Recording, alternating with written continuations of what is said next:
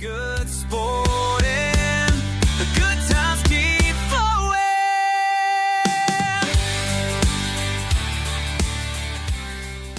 All right, folks, have good sporting. Episode 53, previewing week 7 of the college football season. We got 6 previews, 2 noon games, 2 3:30 games, 2 7 o'clock games, well, rather a 7 and 7:30 game. Jam-packed, high quality football from noon until you go to bed. On deck is another great Saturday. Let's get into it. First ranked matchup of the day, Ohio State versus Illinois.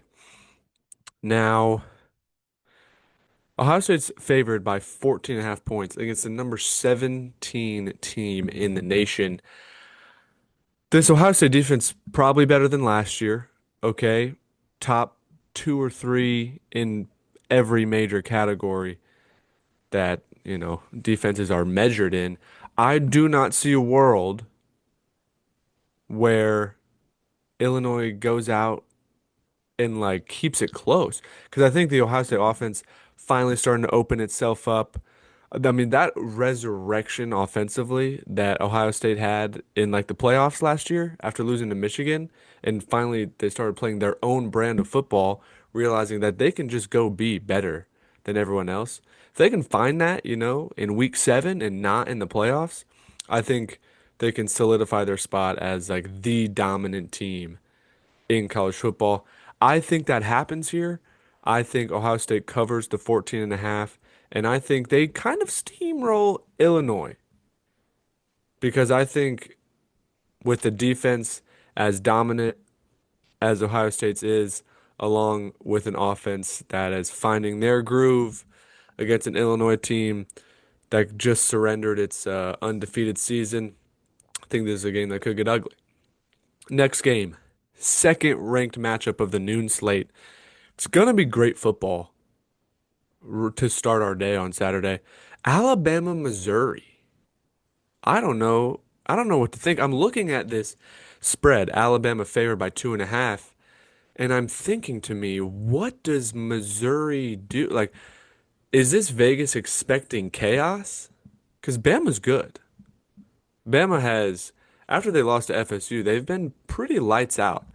But I think the big variable here is that this is a tough spot for Alabama.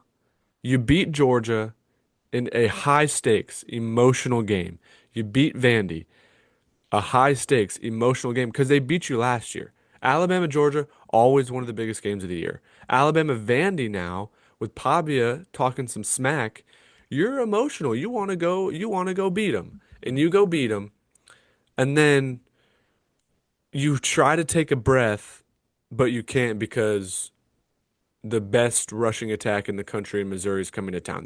I believe the two leading rushers in the SEC are in this game playing for Missouri. The lead back, Ahmad Hardy, just a beast, right? This is a team, a Missouri team, that wants to break your will, right? They won that kind of wide zone scheme where it's just like you got O linemen barreling down on your D line and your linebackers, and they want to take over the game that way. And if there was ever an Alabama team that was susceptible to losing to this Missouri attack, it would probably be the team that's coming off of 2 heavily emotional games that you won nonetheless. So kind of a letdown spot for Alabama. If Kalen DeBoer can finally get this team to show up and to their full potential every week, they can win every game. They can win this game. They should win this game. To me, it's just so scary because like all the variables are lining up perfect for Missouri to. I mean, I guess with a spread of 2.5, you can't like lose but still cover. You got to lose by 1 or 2. I mean, I don't know. I don't know what to pick. I don't know what to pick. But here's what I will say. My final thought, and I just want to wrap this up so I can put this out as a little short, right? Alabama favored by 2.5.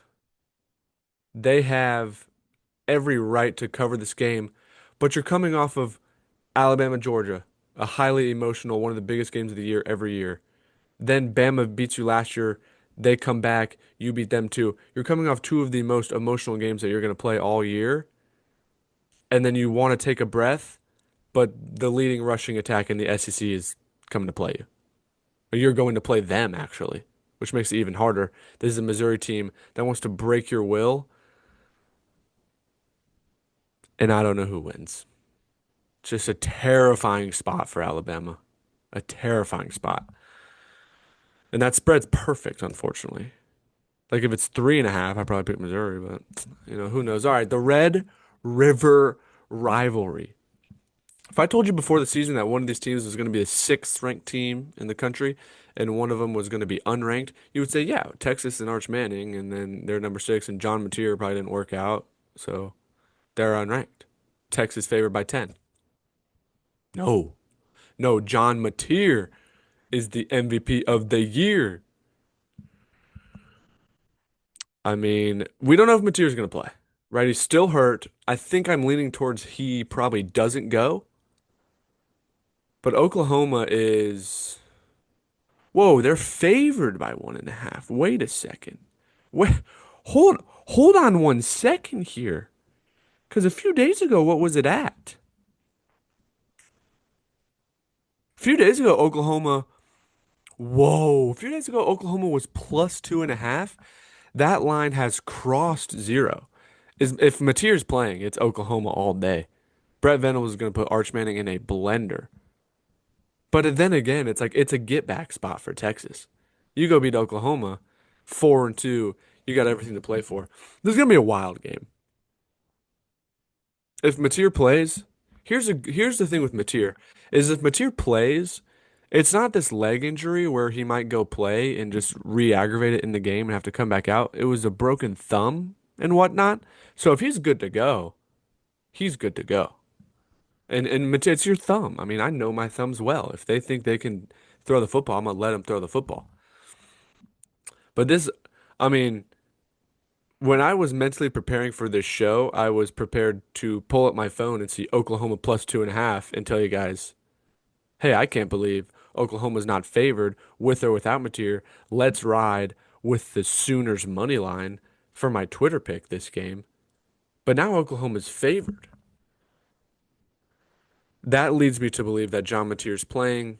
That line crosses zero, which is just ridiculous. It could be because all the money is on Oklahoma. And I wrote about this guy's Arch Manning. You've seen enough from Arch Manning. I don't think he's as awful as people are painting him out to be, but the sample size is big enough to where I don't think he's just going to figure it out, not against Oklahoma. And especially if John Mateer plays, I think Oklahoma can win this game with or without him. I think this is a game where Texas like maybe scores 17, maybe scores 21. I trust Oklahoma to get more than that. I'm going to roll with Oklahoma. All right, that's going to be a good one. And then college game day in Autzen Stadium in Eugene, Oregon. The Hoosiers, the top 10 Indiana Hoosiers, led by Coach Signetti, travel to Oregon, take on the 7.5 point favorite Oregon Ducks. History will tell you how this game unfolds. History will tell you that Indiana is steamrolling their opponents. If the opponent is worse than them, if the opponent's coach isn't as good as Signetti, if the quarterback isn't as good as whoever Indiana is playing, Mendoza this year or Rourke last year, I believe, it leads you to believe that Indiana's going to steamroll a team that's not as good as them. But this is Oregon. I think Dan Lanning is a better coach. I think Dante Moore, if this turns into a shootout game, which I don't believe it will, I like Dante Moore over Fernando Mendoza. I like the wide receivers. I think this is a bad, bad, bad spot for Indiana. I think Oregon covers the 7.5. And I think, Indiana comes back down to earth and the narrative stays the same about them. How is it that a team blows out Illinois by 90 and then can't even sniff Oregon's behind when they go play. It's like they could just can't punch up, but they punch down really, really hard. Give me Oregon. All right, night slate and the SEC night slate. We got Florida, Texas A&M. This Texas A&M favored by 7.5. This game might go exactly how Indiana, Oregon goes. I think this is a horrible spot for Florida. We're already talking Billy Napier saved his season by beating Texas. You got to go play Texas A&M, who's playing well. Marcel Reed, who is really good, a little bit inconsistent, but really flashy too. I could tell you about every time Florida has played a flashy quarterback. Jordan Travis, Florida couldn't keep up with them, ran rampant on us. Jaden Daniels set yardage records against Florida. So Marcel Reed is terrifying to me for this Florida team. Again, I just think Texas A&M covers. I wonder if the offense for Florida that we saw last week is the offense we're going to get for the rest of the year, then I think Florida covers. But if Lagway goes back to, poor mechanics, receivers aren't getting open, the O-line is getting no push in the run game, and Jaden Baugh doesn't get the ball enough, I don't see a world where Florida's able to cover. Now, Dallas Wilson, a game changer. The deep ball's opened up, right? I just don't know if Florida has enough to go to College Station and win. I think if this is in Gainesville, it's a fantastic game. It blows my mind. Florida could play the best college football team ever created, and we would be like 7-point dogs, even though we stink. It's so peculiar that like we underperform so well, but right when the best version of us gets out, then it makes all these betting lines make sense, you know? Because we can't decide what team we want to be. I'm gonna go Texas A&M covering the spread because then Florida either covers or wins, and I'm very happy, or my pick was right and we win. Sort of hedging my happiness here. All right, Georgia Auburn. This is a chaos spot. Georgia goes to Jordan Hare, to Auburn, and Georgia's favored by 3.5, which is mind-boggling because the Auburn offense, well, let me rephrase. Jackson Arnold is just not that good. We like what did we see at Oklahoma last year from Jackson Arnold that led him to believe that he's going to go to Auburn and lead some sort of resurgence for that program? Hugh Freeze, Jackson Arnold don't have that offense where they need to be. Georgia coming into form here, and I trust Kirby Smart to get the boys up for this game. It's the Deep South's oldest rivalry. I think Georgia covers that 3.5. If it goes to 2.5, I think that's even better. My one concern is that the line seems a little small to me, which leads me to believe that those odds makers in Las Vegas who make all the money and are always right, seemingly, are expecting some chaos. They're expecting that slow start from Georgia. I just, if Georgia puts points on the board first, they might win this game by 21. If Auburn puts points on the board first, then we might have a close one, you know? I'm going to go the route of expecting not the chaos, and I'm going to take Georgia to cover. But I'm mentally prepared for chaos. All right, it wasn't a fantastic show. It was a short one. It kind of I don't really have other things to do, but Have Good Sporting hasn't been on the forefront of my mind, and I apologize for that. I'm gonna try to have a better week next week and at least pump some more stuff out later this week. But I was thinking of a segment. We're gonna call it the 2-minute drill. I'm gonna talk about the 6 games we just talked about, and I have to do it in exactly 2 minutes. And I got this new job where I'm like on TV sometimes, so we have to be specific with the times because we got to get to a commercial or come back from a commercial. So we're gonna see how we do it. The 2-minute drill with Have Good Sporting. All right, Ohio State versus Illinois. This Ohio State defense is looking more and more dominant by the day, and this Ohio State offense is starting to find its groove. Ohio State favored by 14.5. I think they steamroll Illinois, who has just surrendered their perfect season. Give me Ohio State minus 14 and a half. Next game in that noon slate going to bring us to Alabama versus Missouri. This is a game, only 2.5, 3.5 point spread. It leads it leads you to believe that, Alabama might win and cover because, they're a great team and they've been performing well. We haven't watched a lot of Missouri, but Missouri has a fantastic rushing attack and they want to break your will. Alabama coming off of two consecutive really emotional games against Georgia and Vanderbilt. Give me Missouri to cover that, maybe even win. Now we get into the 3:30 slate. Game day takes us to Eugene, Oregon for Oregon versus Indiana.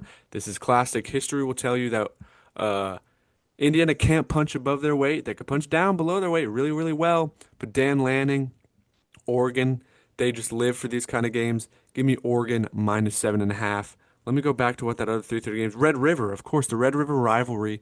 The line was 2.5. Oklahoma being underdogs. The line is now Oklahoma favored by 1.5. Leads me to believe that John Mateer is going to play. Leads me to believe that Oklahoma is going to punish a poor Texas offense.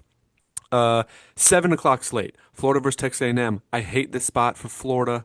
I think they underperform. I think Texas A&M covers the 7.5 points, wins. Florida traveling to an away game after an emotional home victory. I just don't think they get it done.